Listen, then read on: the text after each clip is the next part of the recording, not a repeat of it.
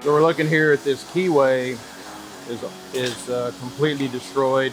Wheel hub got loose, so we're gonna obviously change that out. But this one here has enough hours on it. It's old enough where when we rebuild this machine, we're probably not going to do any work on it. We're just gonna replace it. But let's take it apart and look at the insides of it anyway. It's always better to support it that way so that that shaft doesn't have any pressure on it. If we were going to put this back together, we want to mark it so we'll know how it aligns back up. Let's run a line down it like that.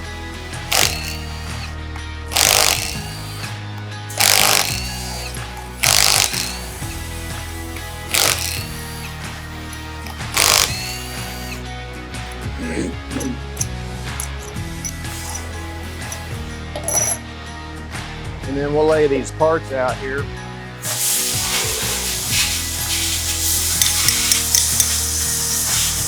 As they come off.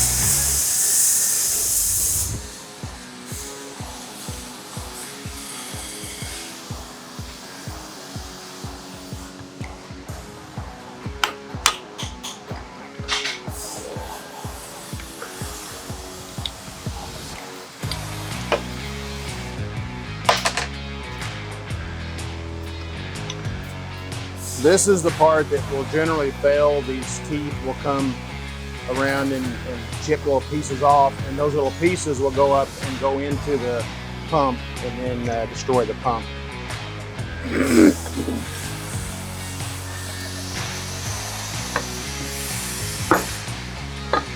So there's the shaft. We wanted to replace that shaft, and we could just slip another one back down in there.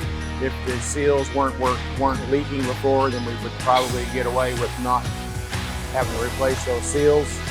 And then we're going to look at the inside of this and see if any of these teeth are compromised. And we would shine the light in there and really get a magnifying glass and look pretty close at that. But like I said, this wheel motor has got enough miles on it, got enough hours on it, and it's old enough that we would probably want to just replace it anyway.